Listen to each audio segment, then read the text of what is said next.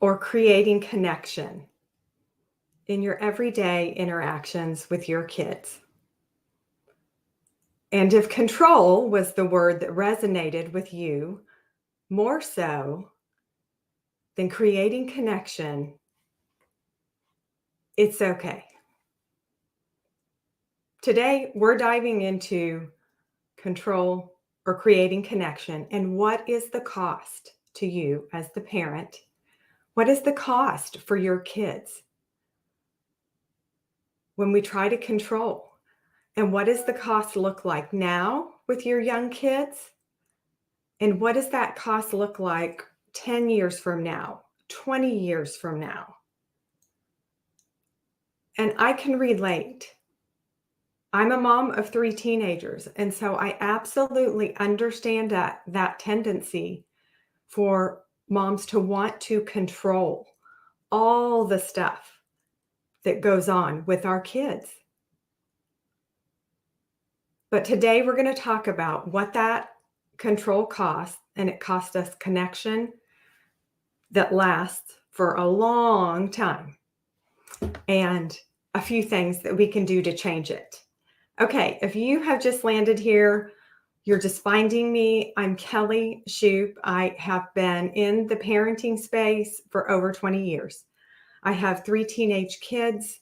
I am also a pediatric occupational therapist, know a lot about child behavior and parenting. I operate from a framework of the body up, science, and also my faith. That framework, that foundation of how God created humans to grow and develop, the ages, the stages. What does that look like with a healthy, developing child? When did the changes take place? Why in the world did something that was working yesterday for bedtime routine not work today? So this is where my expertise is knowing, again, the flow and the way that God designed humans to be, understanding what that looks like in a child, understanding science-wise what the body is made of, all the systems and the stuff, what goes on in our brain to have that behavior come out of a child and how a parent reacts to it. And also just the faith part of it is encouraging and inviting grace into all of it, knowing that God's original design for a human was not perfection, was not a perfect model intentionally. So we would need Him. So whenever I help parents, I am operating from grace that God has given me for that day to show up with this particular family. So I'm often encouraging parents, how have you invited the Lord and grace into your parenting each day, every situation? Because we are called for community and we need that help from the Lord to help us parent well. Okay, controlling. Again, if you have landed here, I can so relate to this because I understand that as moms, we have so many different things that we are keeping track of. This was God's design. He created females to be able to, with every cell in our body that is stamped female, we are able to keep track of so much stuff. That Tommy needs new soccer cleats, and here's what the lunch menu is at school, and here's what's got to happen tomorrow, and here's who needs a dentist appointment next week. All of that we have the capability as moms to keep up in our head or have it on a calendar, but we've got it all in there. And we're keeping track of all it. So our natural tendency is to control all of it.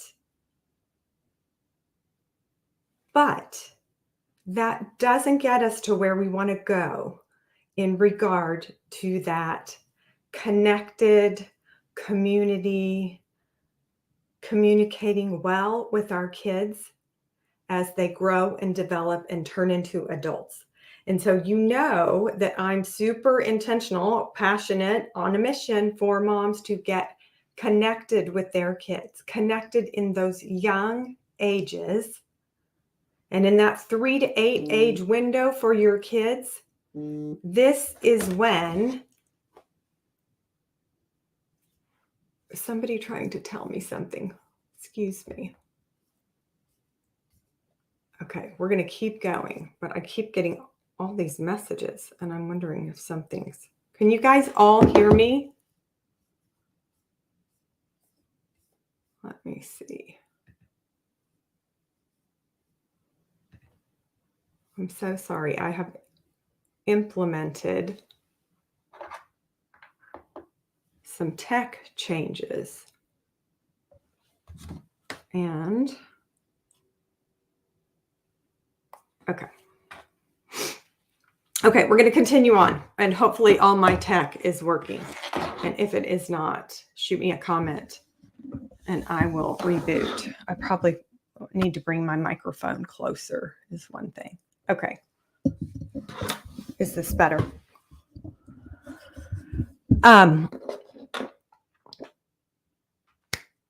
Okay, connection. I'm sorry, I lost my train of thought. Oh my goodness. Okay. So as moms, as women, as females, we have the ability to understand so many things and keep so many things, like keep so many tabs open in our brain, like if we are a computer. But in regard to our kids, control with all those tabs is not going to get us where we want to be, to that connected place, cohesive, understanding, loving, caring. Okay. So as females, we operate a lot out of our body. So the male, we know, is that head. He's the thinker, decisive, all these different things. And again, I operate always from both that body approach and that mind and theological approach also. But so for women, we're that heart. We're the heart of our family. We're the heart of our home. We have that heart in our body. And so I want you right now to take a couple deep breaths and to really tune into how you are feeling in your body when I talk to you about the different components or different aspects of being controlling with your kids. Because when I do this exercise with moms, and again, I help moms multiple times a week with this issue of control. But when they can tune into what their body is saying about being controlling, it does not feel good in their body. And so I just want you to be aware. There's no judgment here. There is no, all you will find is grace. So whatever I do, I want it to be helpful for you in your parenting journey, helpful for you connecting with your kids. So just really kind of feel and I just be curious about what your body is telling you as I'm talking to you about the components of control versus creating connection. Okay, so that first one of control is reactive. So if parents are operating out of that control, a lot of times they're very reactive versus proactive. Control is action born from fear. So we know this from the Bible. We are not to fear. We are not to be afraid. I think the Lord said it in the Bible 365 times at least, if not more. That tells us every single day, do not be afraid. We are not to operate from fear. We are to operate from love and trust. Is it easy? No. Again, just awareness. Fear has us operate from a contracted, a constricted, a minimizing, a, kind of tamping down of a child's behavior. And this can be very, again, it causes kids to fight harder, to fight back harder, to push back, to throw a bigger fit because it's working against their God-given tendency to have autonomy and choice and independence. And so a lot of times it's this push-pull of a parent and a child because the parent is coming from that control and the child was designed by God for choice. They want to have a say in their life. They want to be able to pick their pajamas. They want to say in what shoes they wear or if they have to eat all their broccoli. And so when parents are controlling them, here's what you wear, here's what you do, you have to eat everything on your plate. And they are not conditioned to be little robots. They're not. God did not make them to be little, constantly commanded to little people. They are wired. God created them to want their own independence, to want a choice, to want a say, to live from their uniqueness because they are different than their siblings, different than us in all of the systems of their body. So when we are trying to control them, constrict them, contract them, it feels constricting and contracting to me. And so sometimes I won't know with my own kids how it's registering with them because they might not be reacting. They might be in another room, actually. I could be yelling at them, do this, don't do that, pick up this, go here, do this. And I can feel it in my body when I am operating from that control. And it doesn't feel natural to me. And so it's a heads up to me. Like I need to step back and think, what's going on here? And a lot of times it's not with my kids. That fear is coming from me. What am I afraid of? Am I afraid that I'm not parenting good enough? Am I afraid that I'm not raising a kid who's going to be a functioning adult? Am I afraid I'm going to have a child who is disrespectful and unmannerly? Am I afraid that if I don't have a child who is doing all these chores, they're not going to be able to make their bed and put away their dishes when they're in college? A lot of the stuff that moms do, we're operating from this fear of something. And so again, just be curious. What is it? Why am I being so controlling when they're 4? What is that? So when I'm controlling, I'm being outcome dependent. So I'm looking for a very specific result, a very specific outcome to happen. And what I encourage parents is to step back and to operate from just the entire experience. Because when we're raising kids, so much of it is the journey, it is the process. I understand or again, natural tendency, we want the result. Okay, I told you to do this. I want you to do it. I want you to do it now. And I want it to look like this when it's done. So it's shifting our mindset a little bit to, okay, it's not about this one result being perfect when they do this one thing at the end. It's actually about this entire journey of how do we go for getting our clothes on to getting to the door, out the door for school.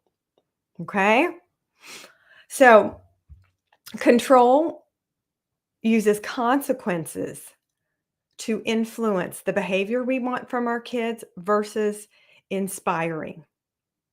And I see this. I can spot this a million miles away. I will talk to a child and very quickly They will tell me, well, if I, no, I don't do, this happens if I do that. And and then if I do that, yep, this is how this is taken away. Or no, I can't do that. And again, we want to operate from the goal of connecting with our kids. And so it's less about the consequences and more about inspiring good behavior that we want in a positive way. With control, with our kids, we are often trying to prevent something bad from happening. So, this is why we're trying to control. And oftentimes I will say, what if that does happen? Like we have this fear of an outcome or a feeling of what an outcome might be. It really might not happen. We're worrying about something that isn't going to happen. And if it does, it might not be that bad. So when I can help parents understand, again, we're going to come from a neutral place like, okay, that meltdown, did it hurt anybody? It took 2 more minutes. What if you just let that meltdown happen instead of trying to control every aspect of this situation? What if we just let it happen? Let's just see. But that control is like, ooh, I'm trying to prevent every single wrong thing that could happen all day with all of my kids, every situation, all the time. Do you see how draining and exhausting that is? And moms, I want you to know that the message that we get from society, from the world today, is telling us, is supporting, is reinforcing that control, behavior, and mentality. But it is not what we are wired for. It is not what God would call us to operate from. So controlling, it feels confining. It feels constricting. It feels limiting. Feels limiting in my body. It also feels constricting and confining to your kids. Again, this is why they're going to fight it because they don't like it.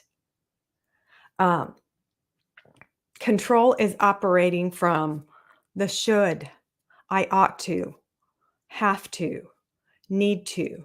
My kids should be able to sit through mass for an hour and not fidget. My kids should be able to sit quietly for 4 hours at Thanksgiving dinner with their grandparents and not complain and not move around and not be, disruptive. Should, ought to, have to, need to. These are all control. And we're going to give you the alternative. Okay. I also want to tell you that the shoulds, the ought tos, this is another message that is in the world today. And it's because of technology. It's because we are much more sedentary than we have ever been. And so a lot of times I will have parents find me and they're saying, gosh, the preschool teacher is saying that my young child needs to be evaluated and medicated because my little boy doesn't sit or stand in line as quietly as the three other girls that are right next to him as far as in line because of alphabetical order. Um, and so, should a 3-year-old little boy be able to stand completely still? No, that would not be how God designed a 3-year-old's little growing, maturing, developing body. And he for sure does not have the mental capability to completely control his body. Some boys do it beautifully, but most of them do not. And it would not be what I would encourage in them because that movement, that mobility, agility, posture moving, balance, bending, reaching, all of that actually helps academically. It helps our brain. And so again, this is a message that has changed as technology and things have changed. And so that also I'm able to speak into with parents and say, they should be able to do this. Actually, no, they shouldn't. This isn't how God designed. That stages and ages of development for a child never looked like this until 2022. And that might not be the best. So trying to control is sometimes it's just not the best. Okay, so what does creating connection look like? Why am I so passionate about creating connection? Because I want you to have fantastic, loving relationships with your kids that will last throughout their lives. So I have at least 3 to 5 times a week, I have an older parent, grandparent, somebody that I'm interacting with in a school, field, some way every week that says, "Oh my goodness, I needed you so much when my kids were growing up," or "I needed you 10 years ago when those teenage years were just so horrific in my house." And so the reason I'm telling you that connection matters so much is that that framework is being built now with your young kids who are in your presence and in your household and in your family right now. And so when they're 25, you can't get that back. So God designed children from those ages of 3 to 8, they are in love with their parents. You matter so much how you interact with them, how you talk to them, what you notice about them. This is the age and the stage where they are forming that connection with you. And I will have parents say all the time, "No, I'll handle it when they're a teenager.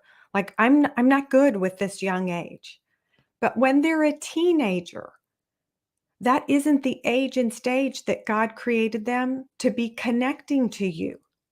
They're actually separating from you because they're about to be an adult. So they're separating from you, and parents are trying to connect, and it's a disconnect. It's not the right time, right? So when we go with the flow of how God designed us to be, it is the easiest for the kids, for the parent, for that connectedness of your family. And I am all about ease. I do not want to make it 1 ounce harder for you parents than it can be. I promise I do not. So I want all the stuff working for the easiest way for you to connect with your kids. So as females, we are wired to create, right? We are the ones for that connection more so than the male. Why? Because we carried that child in our body. We are so connected already to it. So God designed us to have that connection. So when we operate out of it, it feels the best in our body. It feels expansive. It feels abundant. And that feels good to a child. And so oftentimes I will ask a mom, how does this feel to you in your body right now when we're discussing this situation? You can choose to deal with it in a controlling way or from a connecting, creating way. Which one feels better? Almost 99% of the time, they're like, oh, well, if I really listen to like my muscles and my body and what it's saying, it is saying that connecting way is going to be the best approach in how to deal with this situation with their child. So listen to your bodies, moms. They help us. Again, this was God's design for females to help our kids. Okay. Creating connection feels open, expansive, abundance. It's action based on what you want, not what you don't want. A lot of times parents are thinking, what do you mean here? Like, it's knowing and inspiring instead of punitive consequences of what we don't want, we are inspiring in a positive way what we do want. And that again is two different approaches. We are acting and when we are creating connection, we are acting out of love, play, fun, desire. That is a very different feeling, a very different mode of operating. And children pick up on it so quickly. They can tell the difference. And so when we operate from love and playfulness and teasing and meeting them right where they are, kids respond to that so fast in the best way. And again, kids from these young ages, they are not wired to fight their parents. They don't have a natural tendency in these young ages to go against their parents. It's actually the opposite. But they want to respond to parents who are responding to them in a way that is more open from play and love and desire and abundance and expansiveness. Okay? Creating connection looks like enjoying all of the process, not just the result, that we're good with all of it. And we can have patience in all of it. And we understand that this is going to be a little bit more frustrating for one child and that this child is unique in this way. And so it's going to take them a little bit longer. Or they might not be able to tolerate this particular thing like one of your other children does. And so when we're creating connection, we know those differences in our kids. So there isn't an expectation that one child is going to behave exactly like the other one. We're like, okay, we get it. This is a journey. This is not a short, thin line. It's actually a really wide, winding up and down road, the whole journey of parenting. And so when we understand that, again, it's like, okay, we can operate from that place of there's lots of stuff that goes on here, and I can create connection with my child lots of different ways. And there's not one way that has to be that perfect, linear, one set way. There just isn't. So the sooner parents accept that, okay, I've got different kids, different ways, there's lots of different ways, they feel so much better. Creating connection is intentional and it's responsive. And it's also proactive. So it's knowing yourself. It's awareness of, okay, this is who I am. This is how I operate the best. This is what's on the agenda today. These are all the moving pieces for all of the kids and all of the stuff that we have to do. How am I going to get a strategy to set up my day so I can be creating connection with each of my kids in the morning, get them off to a good day, and not wind up controlling and reacting and being oppressive and confining to them. And moms, it looks like just being intentional, having a little bit of pregame in the morning. For me, it's early morning and it takes place with prayer time. Like, God, you got to help me. Look at all these parts today. Look at all the moving pieces. Look at how so and so's feeling. Their sinus infection is getting, it's all that stuff. But just a little bit of pre-planning makes the biggest difference in how you can connect with your kids. And it matters. It matters. And it plays out 20 years down the road. If you remember nothing else from me, remember this. It does cost you if you are operating from that control. It costs you 20 years down the road because you're going to want that connection with your kids. And maybe they're grown, maybe they live on both coasts. And you're thinking, I don't know why they don't live right next to me. But if you were controlling every single aspect of their life from 4 to 24, They're out. They're like, "No, I always wanted to pick. I wanted some say in my life." But mom was nope, she had control of every single decision, every single thing, and they don't like it. So it matters. It matters. Do it now. Okay.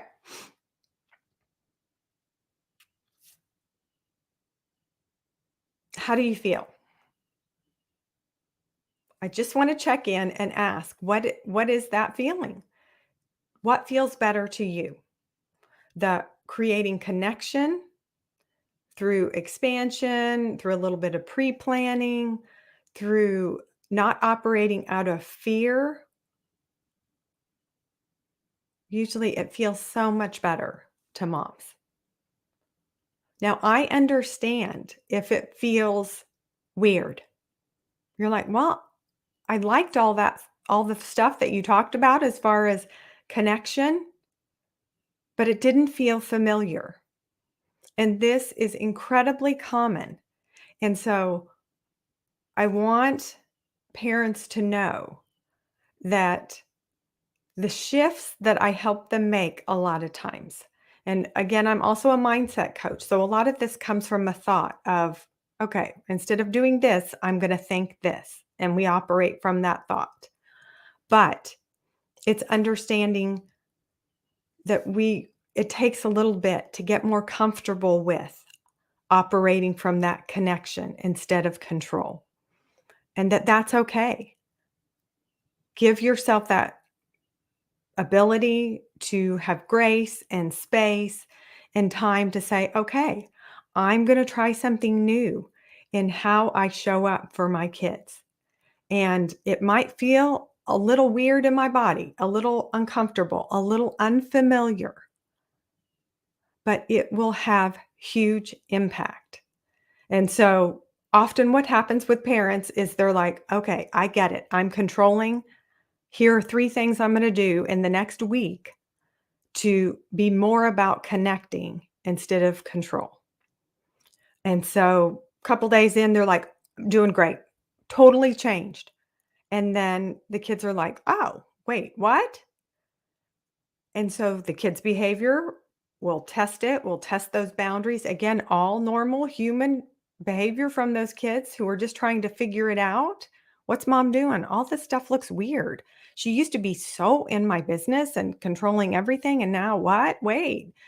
And so a lot of kids, they're like, okay, something feels different.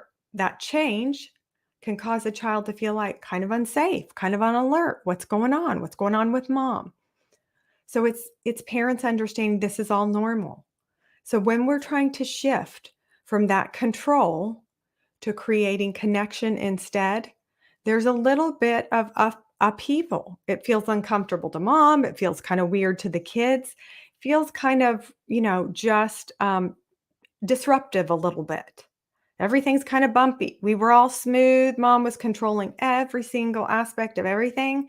And now it feels a little bit out of control. So just know that's normal for a couple weeks until everybody's like, okay, this is a new way we're going to operate from. Again, with the intent to be connected and to create that connection with our kids that's going to last for a lifetime. So I have lots of different ways that I help parents with this all the time. You don't have to do it alone. You don't have to struggle. Most moms feel hopeful and confident after spending an hour with me because they understand that this isn't a personal, unique to them thing. Again, that most moms, our tendency would be to be controlling. But when we understand, oh, God actually made us for more abundant, creating connection and community, then we can change that. And I can help you in so many different ways. Thanks for your time today.